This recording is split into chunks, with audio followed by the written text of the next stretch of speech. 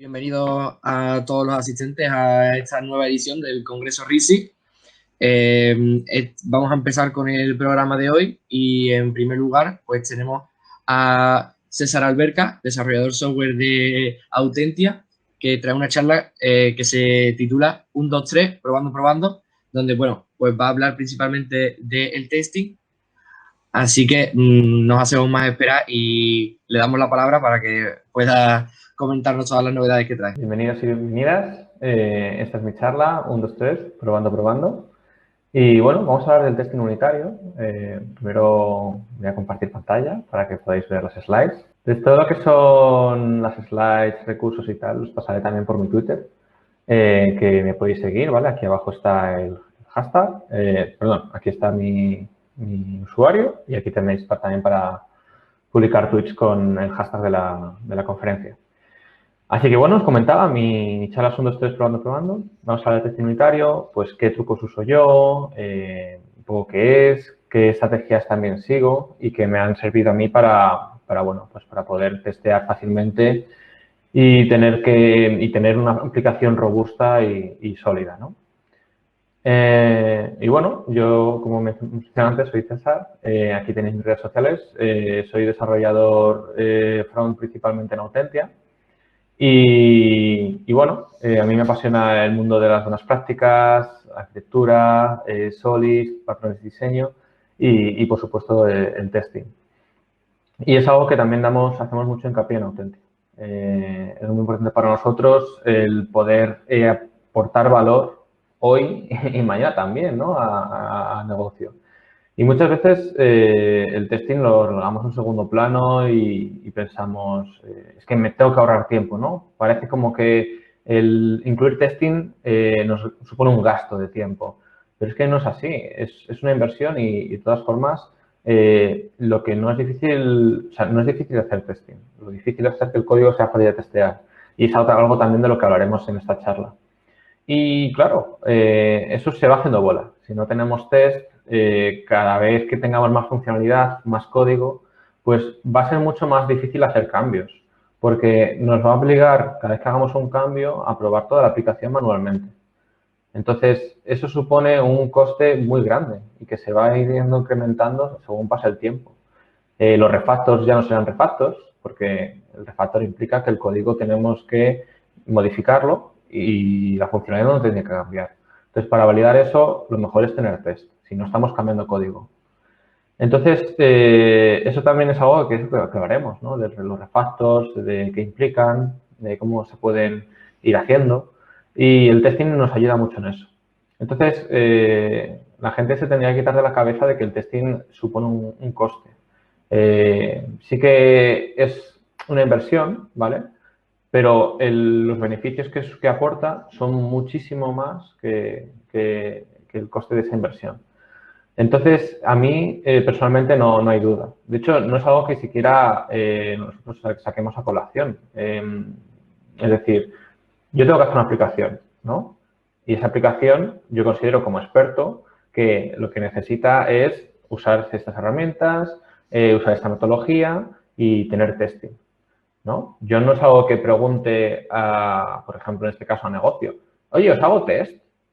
Pues no, porque, es decir, yo si contrato a una persona que me va a arreglar una puerta en la casa, yo como experto, como alguien que no es experto, no le voy a decir, oye, mira, me vas a arreglar la puerta, pero en vez de un martillo vas a usar esa servilleta. Pues te va a decir, oye, pues no, porque yo tengo esta experiencia y yo sé cómo arreglar puertas y para arreglar una puerta necesito un martillo y tal y cual.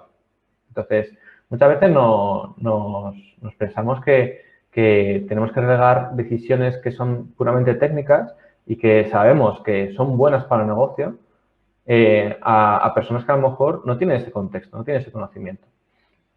Entonces, pues eso es algo que quizás hay que tener interiorizado y tenerlo en cuenta. Nosotros como expertos sabemos que tenemos que usar estas herramientas, en mi caso, por ejemplo, TypeScript, tenemos que hacer uso de separación por capas, tenemos que hacer uso de una arquitectura buena, tenemos que tener test para que negocio tenga el beneficio de que su aplicación funcione hoy y mañana y pasado y que podamos iterar rápidamente.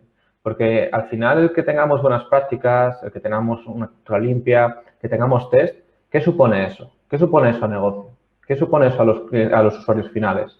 Pues supone que la aplicación va a ser mucho más flexible y vamos a iterar mucho más rápidamente, mucho más rápido. Entonces, eso es muy importante para el negocio, porque a lo mejor están en un momento de MVP que tienen que sacar pues, cierta funcionalidad, que tienen competencia, que entonces, si no iteran rápido, muere, ¿no? Muere esa startup o ese proyecto. Entonces, esa es la importancia de tener buenas prácticas, arquitectura y demás. Si no fuese así, si el código fuese para sacar un proyecto pequeño, si no va a cambiar nunca, ¿vale? Ese proyecto hay unos puntos a completar y ese proyecto no cambia nunca, no va a cambiar. Entonces, a lo mejor no haría falta nada de esto, pero es que nunca es así. Siempre hay cambios, siempre hay modificaciones. Siempre llega gente que incluso no conoce la aplicación y es algo también de lo que hablaremos más adelante. Y es que el testing también supone documentación, porque te explica qué es lo que tiene que hacer el programa, cómo debe funcionar. Y a muy bajo nivel, muy poco a poco, ¿no? Y te explica muy detalladamente. Entonces, para mí el testing es vital, es muy importante y es también importante que nosotros lo hagamos ver a nuestros compañeros y compañeras, nos tenemos que pues presentar, ¿no? De buena manera para que incluso si negocio no lo tiene en cuenta o incluso pues os pregunta, oye, ¿qué es esto? ¿Por qué hacéis esto? Pues tenemos que ser embajadores del testing, ¿no? Y contarles por qué es bueno para ellos y por qué es una decisión puramente técnica, ¿no? El negocio no se pone a preguntarte, oye, no vas a usar tu IDE favorito, vas a usar este IDE o de tal cosa. Si eso no lo sacamos a colación, ¿por qué vamos a sacar a colación el que hagamos testing o no, ¿no?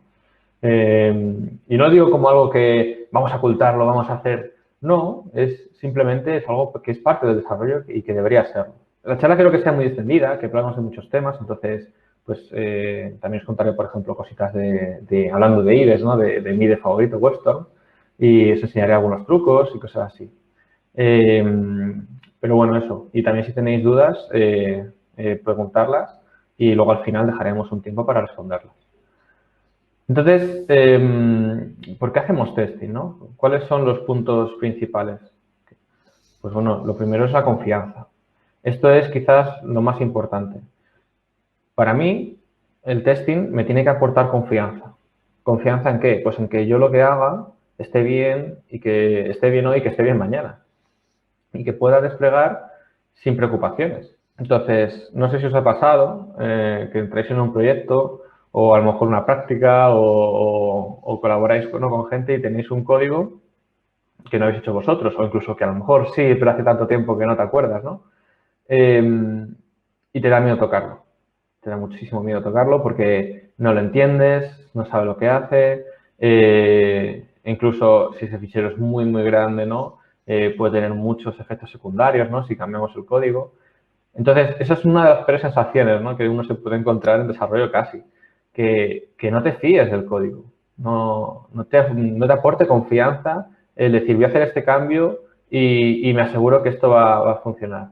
Porque, claro, si os dais cuenta, nuestro trabajo tiene muchísimo impacto.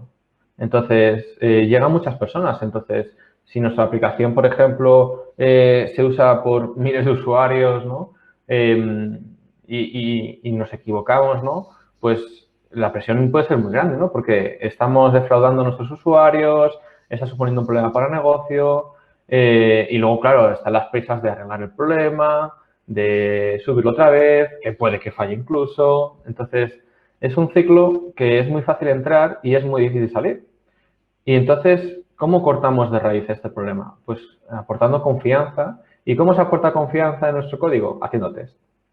Entonces, esos test me van a suponer que yo de una forma automática voy a poder ejecutarlos y me van a poder verificar pues si mi programa funciona como debe funcionar. Obviamente, el que tenga test no supone que no tenga fallos. Eso es imposible, ¿no? Pero por lo menos me va a dar más confianza. Entonces, eso es muy importante, la confianza. Yo, por ejemplo, que hago sobre todo front, uso TypeScript. ¿Por qué? Porque me aporta confianza. Puedo hacer refactors, tengo tipos, entonces me aporta confianza. ¿Por qué uso Weston en vez de VS Code? Pues porque a mí me aporta más confianza, porque tengo refactors más interesantes, tengo ayudas más interesantes. Entonces, la confianza es muy importante, también en nuestros compañeros, ¿no? Y compañeras. Entonces, este punto, para mí, el testing es el nexo, ¿no? Y el centro, esa piedra angular, ¿no? De esa confianza. Y, por supuesto, los test tienen que estar bien hechos. También hablaremos de cómo hacer buenos test. Porque, claro, si los test tenemos muchísimos, pero comprueban cosas que no deberían comprobar o son muy difíciles de cambiar o son incluso demasiados, que también puede pasar, pues va a hacer que también aporte menos confianza. Esa confianza quede más diluida. Entonces, es mejor tener pues, los test que consideremos necesarios para que tenga yo ese nivel de confianza. Esto es muy, muy, muy importante. Y luego la refactorización. Si no tenemos test, que lo sepáis, no estamos refactorizando si cambiamos el código para mejorarlo. Lo que estamos es modificando código. La refactorización implica que el código que tenía antes hace lo mismo que el código que tengo después. Entonces, ¿cómo validamos eso? Pues con test. Si yo tengo un test, me aseguro que si yo al refactorizar me he equivocado, ese test se va a quejar. Oye, no lo has hecho bien. Bueno, pues entonces volvemos atrás, hacemos los cambios pertinentes y ya tendríamos ese refactor bien. Y esto se nota muchísimo cuando tienes que hacer refactors muy grandes. No hablamos de mejorar el código, sino ya completamente cambiar partes del dominio que son muy inherentes a la aplicación y el negocio en concreto. Esos son los que duelen, ¿no? Esos son los que tenemos que cambiar muchísimos ficheros. Entonces, esos, si están bien testeados, nos aportan muchísima seguridad.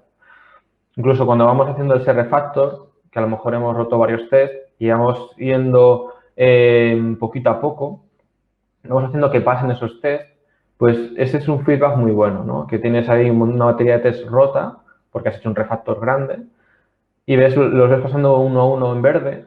Es como una especie de to-do list, ¿no? Entonces, te ayuda mucho a organizarte también.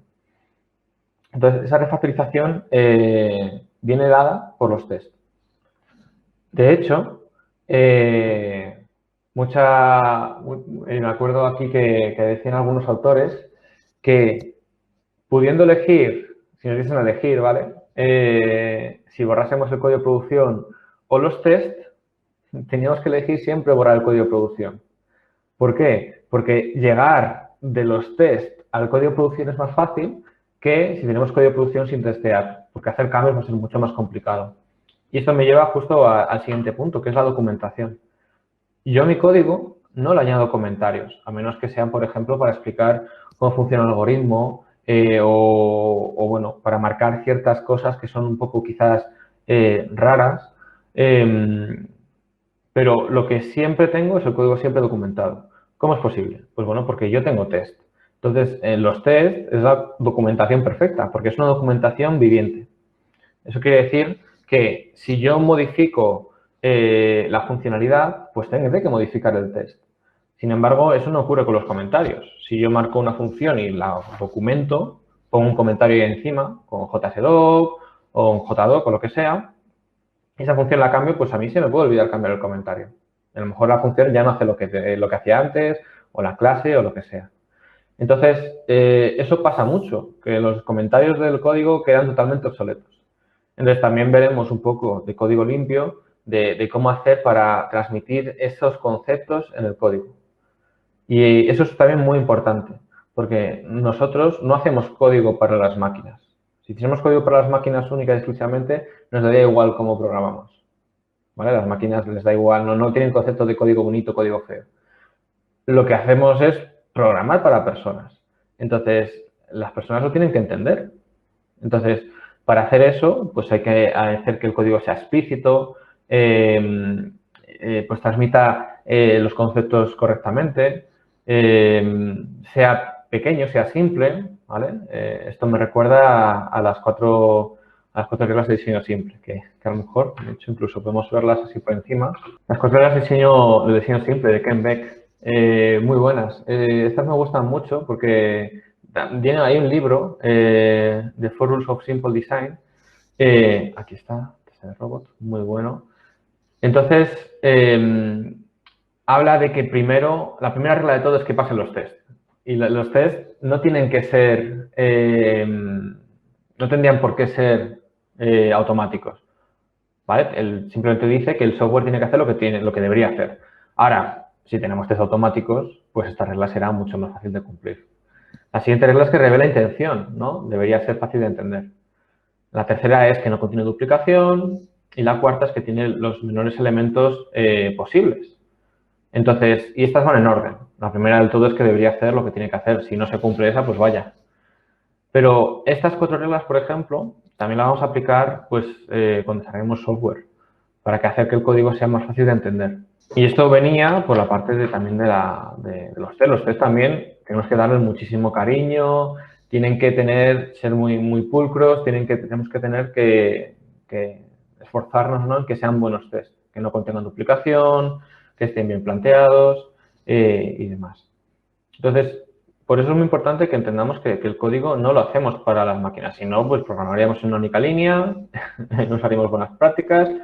La máquina le da igual que sea un fichero o 100, le da igual que tengamos carpetas o no. Entonces, programaríamos de esa forma, ¿no? Pero claro, si quieres hacer algún cambio, olvídate, ¿no? Es muy complicado. Y eso, los ficheros, o sea, organizar bien los ficheros que no sean muy grandes. Yo me he llegado a encontrar ficheros de 20.000 líneas de código. Dices, ¿pero cómo es posible cambiar algo aquí? Que abrías el IDE y explotaba, no podía cargar tantas cosas. Entonces, programamos para humanos, que a veces se nos olvida. Y bueno, eso es un punto importante. Y, por supuesto, no podría ser una charla de testing sin la pirámide de los tests. Y bueno, esta pirámide, básicamente representa qué tipo de test tenemos y cómo deberían estar repartidos. La base de la pirámide, es decir, lo que implica que tenemos que tener más de este tipo de test, es el testing unitario. Estos son rápidos, poco costosos y prueban una única funcionalidad. Costosos en el sentido de hacer y de ejecución. Son muy rápidos. Y luego tenemos los test de integración. Estos, pues bueno, son test parecidos a los unitarios, pero tienen una pequeña distinción. Es que prueban varias piezas conectadas. En el caso del testing unitario, si por ejemplo hay colaboración entre 2 piezas, lo que hacemos es moquear las piezas, que también es algo que veremos más adelante. Entonces, el moquear las piezas implica que las piezas las vamos a sustituir por algo falso. Entonces, tenemos control sobre ese algo y podemos especificarnos que se ha llamado al método, se ha ejecutado algo, etcétera, etcétera. El test de integración no. Esas piezas no se moquean y entonces compruebas esa colaboración. Puedes comprobar la colaboración entre 2 piezas, 3 piezas, las que sea. Pero, cuantas más piezas tengas, más frágil será. Porque cambias cualquiera de las piezas y puede que se rompa el test. Entonces, bueno, son menos rápidos porque implican más piezas, son más costosos. Hay que incluir pues, más preparación para el test. Entonces, son más complejos. Y bueno, yo los suelo separar. Por un lado tengo la parte del testing unitario con ficheros.spec y luego tengo la parte de los test de integración con ficheros.it. No de Italia, ¿no?, sino de integración. Y esos test son en italiano. Y bueno, lo último son los test end-to-end. Estos se usa una herramienta en concreto. Por ejemplo, nosotros usamos Cypress. Y estos son costosos. Son costosos porque hay que hacer muchísimo código para testearlo, porque esto lo que hace, en el contexto de páginas web, por ejemplo, es levantar un navegador. Levanta un navegador y hace clic como si fuese un usuario, escribe como si fuese un usuario y pues prueba en el conjunto de la aplicación. Y entonces, ¿por qué tenemos todo este tipo de test? Porque la confianza que nos aporta pues va de menor grado a mayor grado. Es decir, el testing unitario, pues a lo mejor probamos una función únicamente. Y esa función está bien testearla y habría que testearla, pero esto no implica que nuestra aplicación funcione ni mucho menos. A lo mejor esa función funciona de por sí, pero integrada en el resto del conjunto de piezas, pues la aplicación no se puede hacer login, por ejemplo. Entonces, la confianza que nos aportan los tests en esta pirámide, según vamos subiendo la pirámide, pues nos aporta más confianza. Pero al ser los de la arriba de la pirámide más frágiles, más lentos, más costosos, deberíamos tener menos test de este tipo y muchos más test del test unitario. Está bien tener test end-to-end, está bien tener test de integración, pero no nos tenemos que volver locos. Es decir, pues yo el testing end-to-end, por ejemplo, si mi aplicación fuese un carrito de la compra, ¿no? De una aplicación un e-commerce, pues yo tendría claro que tendría que hacer un test end-to-end de un flujo de compra de un producto. Porque si el carrito de la compra no funciona, pues el e-commerce no vale para nada. Entonces, en el testing end-to-end lo que hacemos es probar los happy paths y los flujos más importantes. Happy paths es cuando probamos un flujo sin fallo, es decir, que no comprobamos con casuísticas raras, no, algo muy lineal, muy simple y que me aporta ese grado de confianza. El test de integración, pues por ejemplo, si atacamos a un API, pues podríamos hacer ese test de integración de cuando yo ejecuto un caso de uso, que mi código, por ejemplo, es una pieza que representa una acción que puede hacer el usuario y cómo llega hasta incluso llamar al API y tiene una respuesta o lo que sea. Por ejemplo, el testing unitario de la pieza que llama al API, pues moquearíamos el bug, porque en el testing unitario no me interesa llamar al bug de verdad. Entonces, esa parte la moquearíamos. Y bueno, esa es la pirámide. Se ve en muchísimos sitios y bueno, para mí se cumple. Hay ahora otras alternativas, como por ejemplo Kensi2, dice la pirámide del testing. Pero bueno, es algo así más particular de front y es por cómo se testan los componentes. Pero bueno, a mí, la verdad es que para mí esto se sigue aplicando y eso, considero que debemos considerar y tener una buena estrategia de testing, no solamente a nivel unitario, sino tener en cuenta los distintos tipos de testing que hay. Y ahora llegamos a un punto muy interesante y es TDD. El TDD es Test Driven Development y es algo muy interesante y que a mí me aporta mucha confianza en los tests que desarrollo y en el código que desarrollo. El TDD lo que implica es que vamos a hacer una cosa muy rara y es, vamos a hacer el test primero. Vamos a hacer el test antes que el código que va a hacer pasar ese test. Y diréis, pero si esto no tiene sentido, porque si yo hago el test primero, no va a funcionar nunca, porque no hay código que probar. Y es verdad, el test va a fallar. De primera va a fallar. Pero esto es muy bueno darle la vuelta porque no sé si os habrán dicho cuando aprendéis a programar, oye, cuando tengas un problema, siéntate, saca lápiz y papel y escribe ahí, piensa cómo vas a hacer el algoritmo y demás. ¿Cuántas veces hemos hecho eso? Pues a lo mejor al principio, pero a menos que sea un problema así muy complejo, ¿no? Pero muy pocas. Pero sin embargo, es un ejercicio muy bueno porque te ayuda a organizarte y a estructurar tu mente para ver cómo aplacar el problema. Y eso es algo que nos aporta TDD. Entonces, el hacer el test primero implica que yo ya estoy pensando en el problema sin el gorrito de técnico, ¿no? Entonces, hay algún autor que habla de sombreros, ¿no? Que dice, cuando estoy programando tengo que ponerme el sombrero de programador. Y cuando estoy desarrollando un test o viendo qué requisitos tengo que ponerme el sombrero de no técnico, ¿no? Entonces hay que diferenciar, ¿no? Cuando estamos haciendo una actividad como técnico que necesitamos pues esos tecnicismos, tenemos que poner pues ese código y demás, pero hay veces cuando vamos a hacer, por ejemplo, un test, que seguimos pensando como técnicos y a lo mejor deberíamos subir el nivel, ¿no?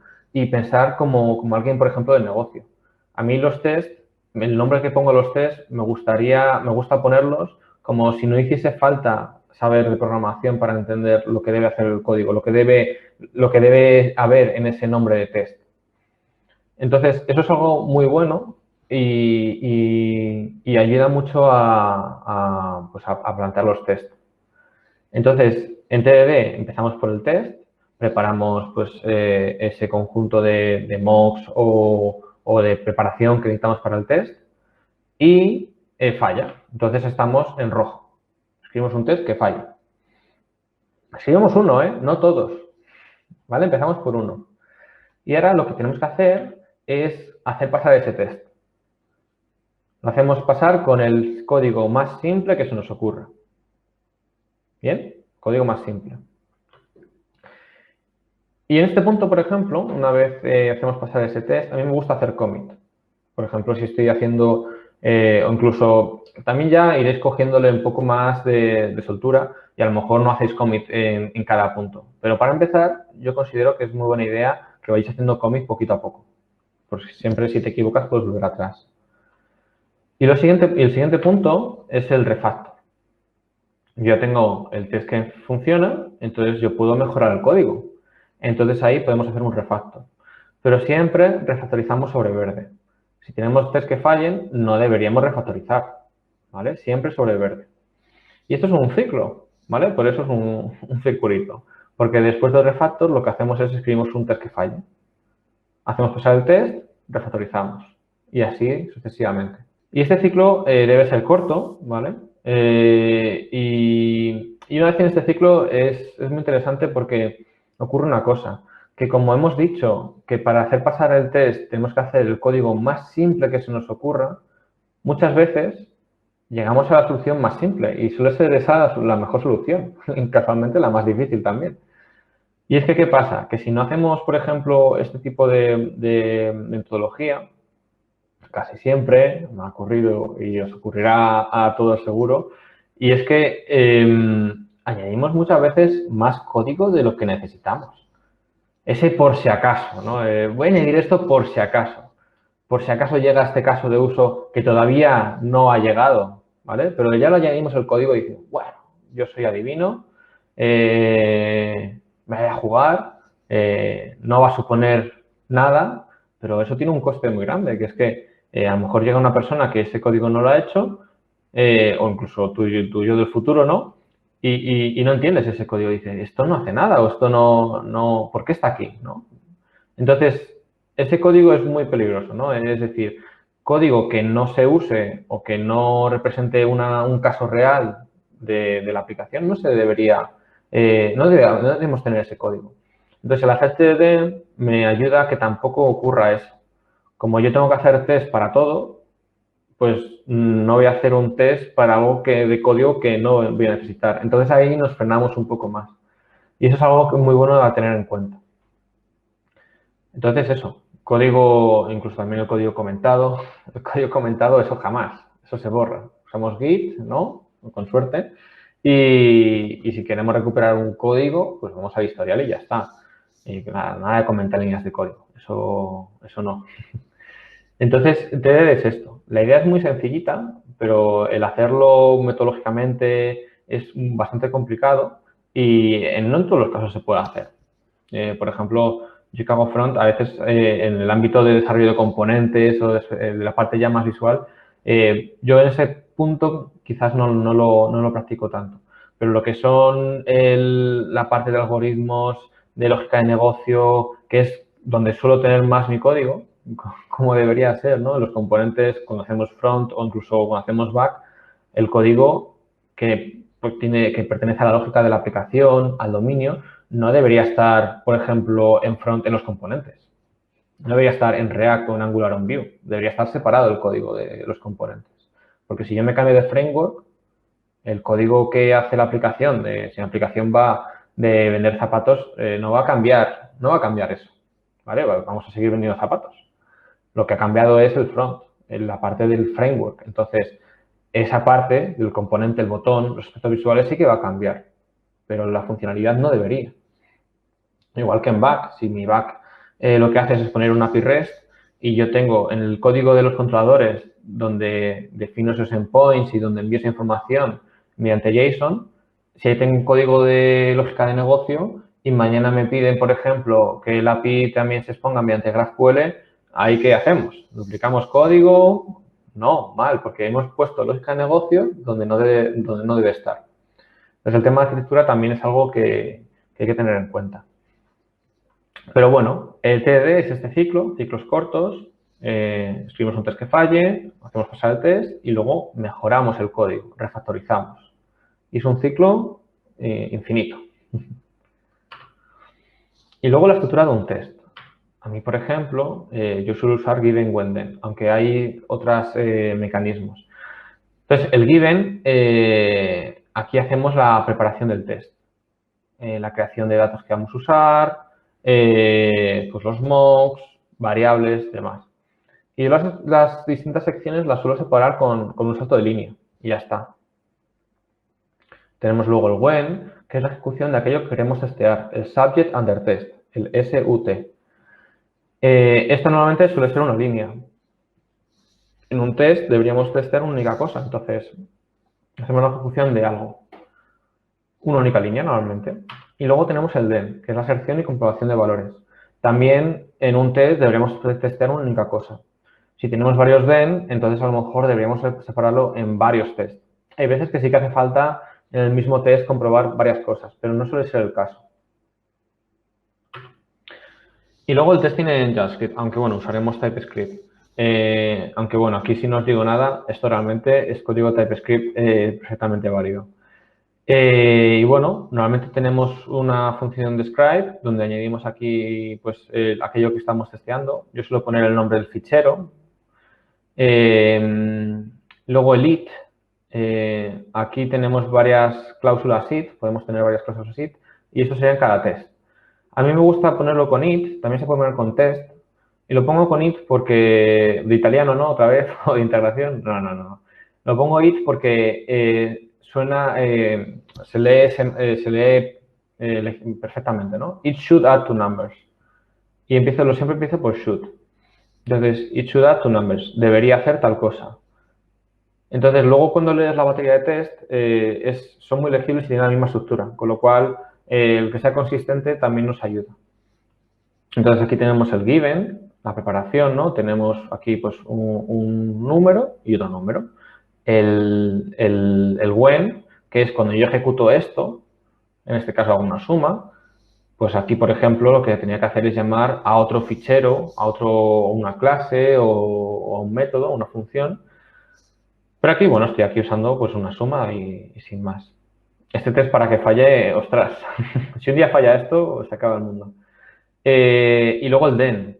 Aquí en el then, pues uso expect, que es una función de jest. Yo uso jest en el testing del front y en node. Y aquí comprobamos que el valor actual, pues es lo que sea, to be 2. Entonces, yo también esto lo suelo llamar actual. Bueno, así siempre tengo en cuenta que el actual es el valor que estoy testeando. Y aquí, por ejemplo, esto no lo suelo sacar a variable. Esto siempre lo suelo dejar específico y así se lee bien. Y bueno, que sepáis que ahora os estoy contando esto de testing de JavaScript porque vemos una parte un poco más práctica. Pero que sepáis que todos los conceptos que hemos hablado se pueden aplicar a JavaScript, a Java, a Python, a cualquier ecosistema, incluso a Excel. Si queréis, podéis hacer testing en Excel. Si tenéis fórmulas muy complejas, pues podéis tener fórmulas que comprueben que esas fórmulas tienen el resultado esperado. Parece una locura, pero, ostras, también se podría hacer.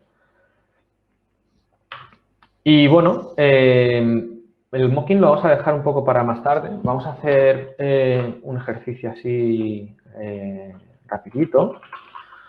Vamos a ver el feedback. Bueno, vale. Esta slide la voy a enseñar antes. Vamos a poner por aquí. Making of.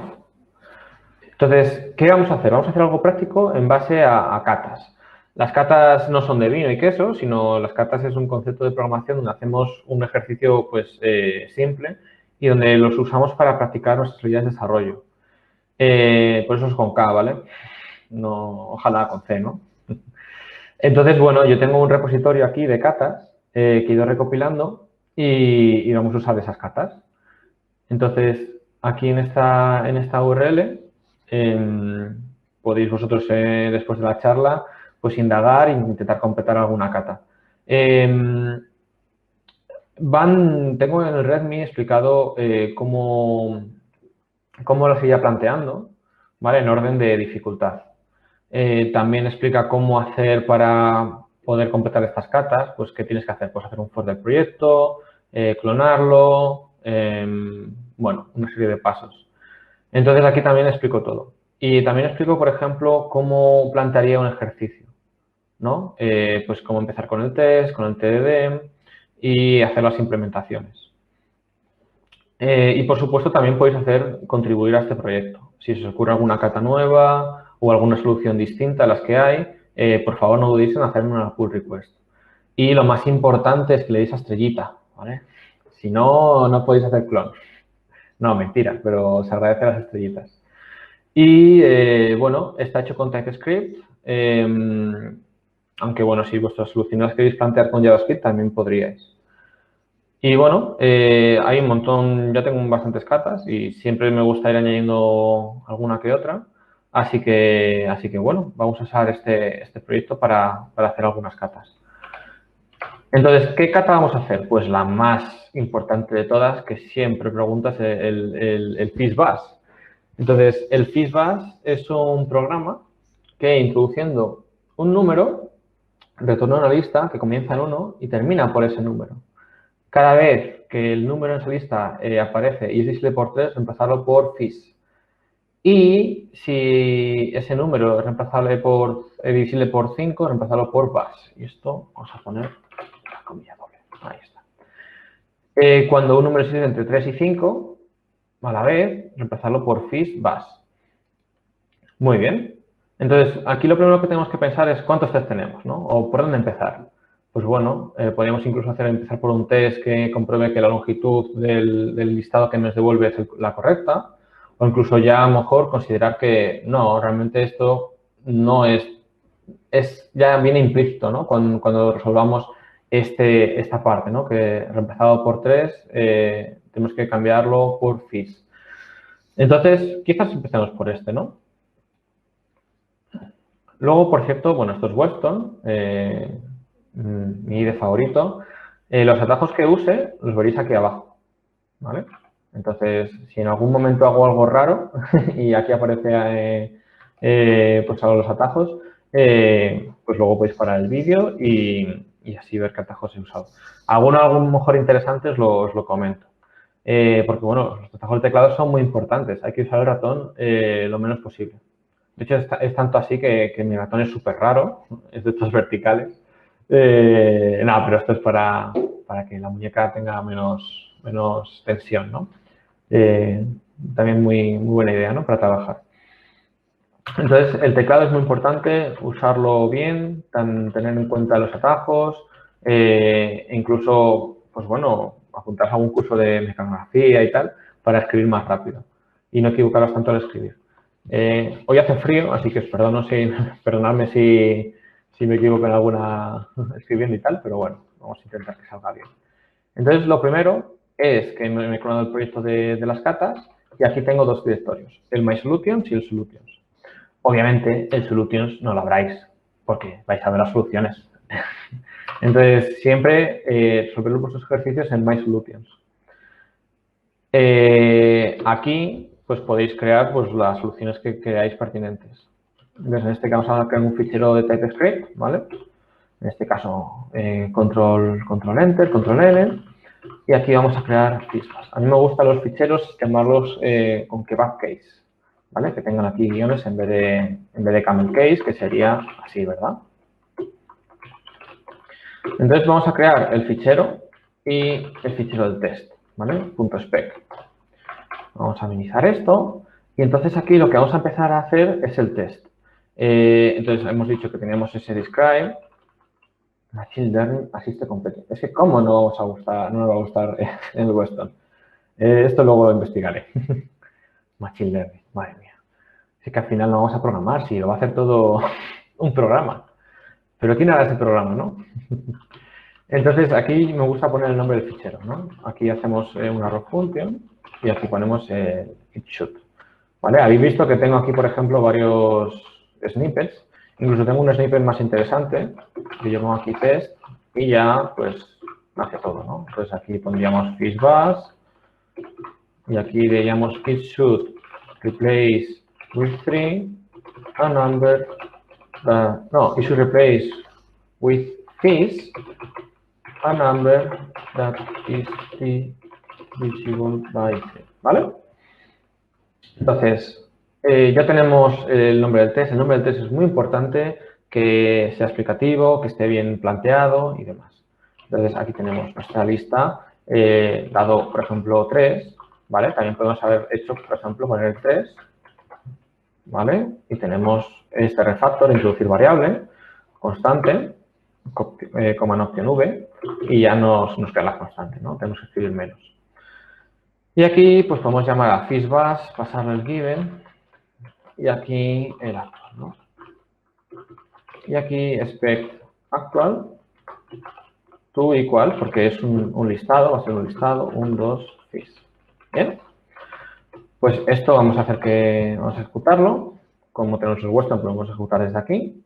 Muy fácil, muy rápido. Y no funciona, porque fishbus no es una función porque no existe. Entonces vamos a crear esta función. ¿Vale? En este caso, podemos irnos a ver, vamos a ver esto si hacemos introducir función, extraer método. Esto, claro, como falla el test, bueno, porque por ejemplo podríamos hacerlo así también. Si esto decimos crear una función, modo global, ya por ejemplo me genera los tipos y demás.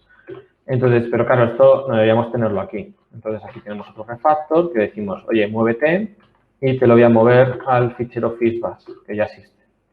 Entonces vamos a decir que esto lo refactorice y ya me lo ha llevado al otro fichero, ¿vale? A fishbus. Si, por ejemplo, no estuviese creado, pues lo crearía, ¿vale? Todo muy guay, ¿no? Entonces, ahora lo que tenemos que hacer es, pues, llegar a esa solución, ¿no? Entonces, lo que vamos a hacer es, ¿vale? Tenemos TypeScript, esto se queja porque dice no lo usas. Y vamos a ver si esto pasa. Perfecto. Pues ya está. Y diréis, ¿en serio? ¿Tú eres un experto en esto y me está diciendo que haga este código? Pues os diría que sí. ¿Por qué? Porque imaginemos que nuestro programa fishbus siempre recibe 3.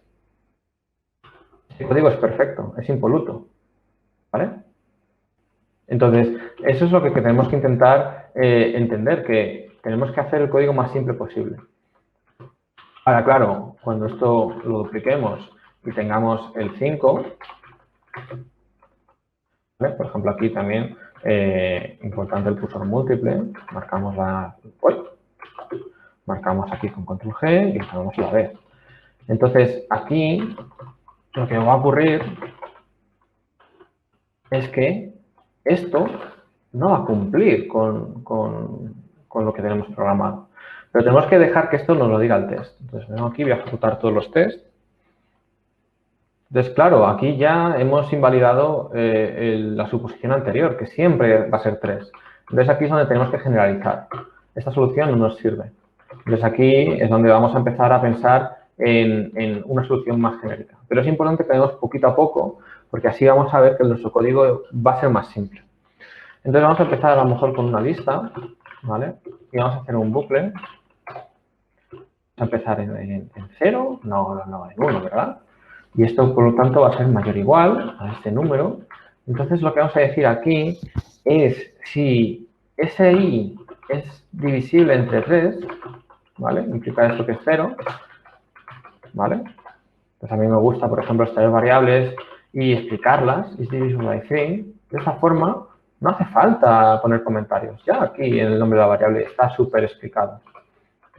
Y aquí vamos a hacer con lo mismo con el 5, ¿no? Is divisible by 5.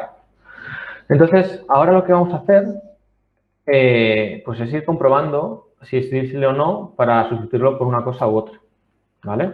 Entonces, si es divisible entre 3, ¿qué vamos a hacer? Si es divisible entre 3, pues entonces lo que vamos a hacer es, a esa lista, vamos a hacer push this, ¿vale? Si es divisible by 5, vas. Y si no, vamos a ponerle like, ¿vale? Y al final de todo vamos a retornar esa lista. Vamos a ver si esto funciona. Perfectísimo, ¿vale? Y ahora, bueno, el caso que ya tendréis que hacer vosotros es qué pasa con el FISBAS. Pero veis que realmente me ayuda mucho a plantear los ejercicios poquito a poco. Que a veces nos atoramos y nos podemos hacer la cosa más compleja posible de primeras y no, hay que ir paso a paso. Y de hecho, por ejemplo, aquí que ya hemos hecho cómic, que tenemos todo verde, pues aquí a lo mejor podríamos plantear pues si hacer un refactor, entonces aquí todo lo que queramos, ¿vale?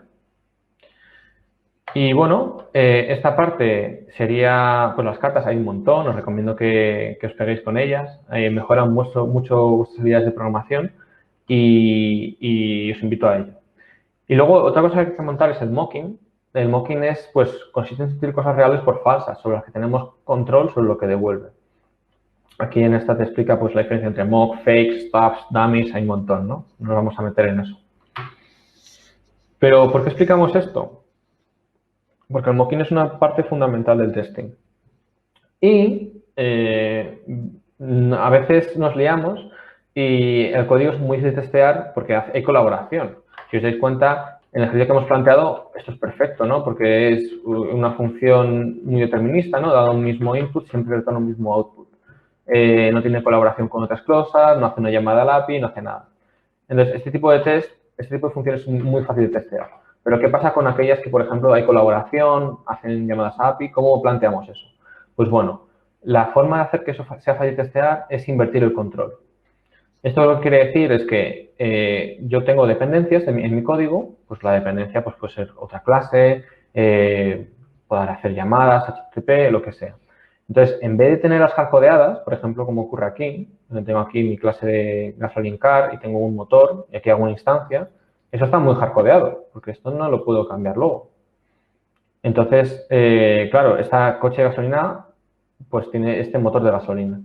Pero fijaos cómo cambia la película si yo tengo la clase coche y recibo por constructor un motor. Entonces, este motor, ¿cuál va a ser? Pues el que yo quiera. Mientras este cumpla la interfaz, ¿vale? De que tiene un método de acelerar, este va a ser un motor válido. Entonces, esto, además de que es una solución mucho más flexible, porque ya, por ejemplo, podría tener un coche eléctrico, un coche híbrido, además va a ser mucho más fácil de testear. Y esto lo veremos ahora, porque yo mi biblioteca que uso para testear es tsmockito. Se instala así, ¿vale? tsmockito-de, development y exact, ¿vale? Para que guarde la versión exacta y dependencia de desarrollo. Esta es de testing, entonces es de desarrollo. Está basado en Mockito de Java y para el mocking me gusta mucho más que usar lo que me ofrece Jest. En tsmockito lo que hacemos es usar la función mock y aquí le pasamos pues una clase. O incluso también funciona con interfaces. Luego tengo que coger esa instancia es lo que vamos a usar luego de verdad. Y luego yo pues voy a hacer esas llamadas, voy a hacer esa colaboración y luego puedo verificar que está llamado a este mock con este método, con este valor, ¿vale? Aquí no es lo mismo que si pongo un 3 que si pongo un 4. Si pongo un 4 va a fallar, porque aquí se está llamando claramente con un 3. Entonces, a mí me gusta mucho, queda muy legible y muy bonito. Así que vamos a hacer aquí rápido lo que sería, por ejemplo, un ejemplo. Por ejemplo, vamos a hacer lo vamos a hacer lo del motor, ¿vale? Tenía pensado, vamos a hacer, por ejemplo,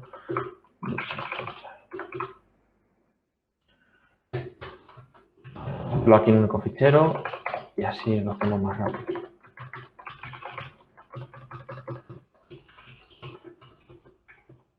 Should accelerate. Entonces, por ejemplo, si tenemos el código que teníamos aquí en el...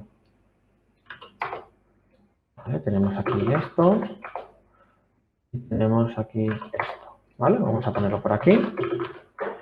Entonces, por ejemplo, como esto vamos a hacerlo mejor con TypeScript, pues aquí tendríamos el engine. Esto vamos a crear interfaz engine que tiene un método acelerar y este pues no devuelve nada, ¿vale? O sí, vamos a poner que está dando un número, por ejemplo. Hacer name to accelerate, ¿vale? Veis que también me ayuda con los tipos. los tipos de tipográficos, ¿no? Vamos a crear una clase y vamos a suponer que esta pues la hemos hecho mal, ¿no? Y tenía aquí este método acelerar que devuelve un number y devuelve el número del universo, por supuesto, 42, ¿vale? Entonces, claro, esta clase de GasolinCar va a ser muy difícil de testearla, muy complicado, ¿vale? Tendríamos que hacer un mock con Yes muy raro, donde moqueamos el fichero así muy raro, pero sin embargo, con este ejemplo del coche va a ser muy fácil testearlo. ¿Por qué? Porque yo voy a tener aquí mi mock, este es el moquito. Aquí, como es una interfaz, la pongo como en el tipo, de esta forma. Si fuese, por ejemplo, una clase, que lo podríamos haber hecho como una clase, esto lo vamos a hacer clase así rápido.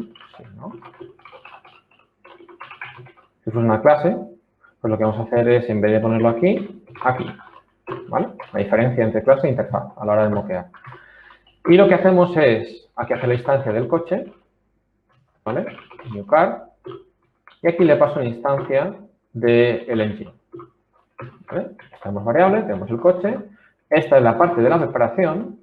Ahora hacemos la parte de la aserción, car move, ¿vale? Y en este caso pues me devuelve un actual. Y aquí tenemos el expect, donde, por ejemplo, aquí podría testarlo de varias formas. No es un testing unitario, aquí lo que me interesa es testear el coche. ¿El coche qué hace? Pues llamar al motor. El motor lo que haga por debajo me da igual. Entonces, aquí podemos testear que, o podemos verificar, mejor dicho, que cuando yo llamo al car move, entonces el engine se ha llamado con el accelerate y se ha llamado una vez. ¿Vale? Entonces, podemos testearlo de esta forma y esto funcionaría. ¿Bien? Pero quizás sea un poco mejor, dado que el accelerate me devuelve un número y el move me devuelve lo que ha devuelto el accelerate. Entonces, lo que puedo hacer es decir, oye, tú a ti, cuando te llamen al método, esto el when es de ese moquito, cuando te llamen al accelerate, entonces vas a retornar, ¿vale? Podríamos resolver también para una promesa, para tomar 1, ¿vale? Entonces aquí, este test es un poco mejor, porque ahora en vez de verificar que el acelerar se llama, también verifico que no es que se llame, sino que además devuelve ese número. Entonces el actual, también esto es algo que me gusta mucho. Yo pongo actual aquí, por ejemplo, y pongo arc y ya me pone el cursor delante, ¿no? Pequeñas cositas. Entonces aquí puedo verificar que este es 1. Entonces ya el test este es mucho mejor, porque ya comprueba esa colaboración y que va bien, ¿no? Que se ha devuelto ese valor. También que veáis la pequeña distinción entre cuando moqueamos, no solamente verificar mejor valores, sino que configurar para que devuelva los valores pertinentes y, pues bueno, hacer esas comprobaciones en base al resultado. Pero fijaos que esto sería muy complicado testearlo. Para testear esto tendríamos que hacer cosas mucho más complejas. Entonces, eso es también algo muy importante y que viene dado por la inversión de control. Entonces, bueno, hemos hablado de ese moquito. Y nada, ya hemos llegado a la recta final. Comentaros que, bueno, en Autentia nos apasiona el testing, las buenas prácticas y bueno, eso nos encanta. Intentamos compartir conocimiento y entonces, si os interesan todos esos temas y muchos más, os invito a que echéis un vistazo a la página web e incluso bueno, que echéis vuestro currículum que estamos contratando. Y bueno, creo que ha llegado el momento de las preguntas. Nada, así para recapitular y hablar ver un poco de lo que hemos hablado, pues eso, que el testing debe aportar confianza.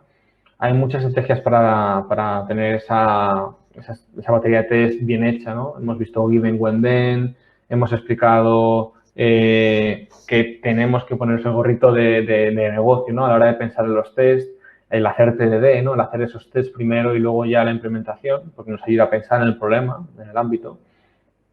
Y bueno, que todo esto es en pos de que los tests nos aporten confianza y que nuestro código funcione hoy y mañana también y que podamos hacer cambios, iteraciones rápidas. Así que bueno, voy a ir a Hopin. No sé si hay alguna pregunta. De hecho, bueno, a ver. Es que a ver si no, no estoy en el track. Bueno, si no, lo dicho, también podéis hacerme las preguntas tanto por mis redes sociales, por mi Twitter, podéis mandarme un correo y bueno, seguirme en GitHub. Y vamos, si luego a la hora de hacer alguna cata más adelante también queréis proponer vuestras soluciones, también podéis dejar alguna pull request bueno, en este repositorio. Y bueno, que sepáis que eso, que estaré atento por si surgen dudas en las redes sociales para responderlo lo más rápido posible. Y bueno, por mi parte quizás nada más. Muchas gracias por haber asistido a esta charla y nada, nos vemos. Muchas gracias, César, por todo. Ha sido un placer y un honor contar desde Risi con usted. Y esperemos, bueno, que se lleve buenas experiencias y invitarle a que quiera seguir participando junto a nosotros en todos los eventos que hacemos. Muchas gracias.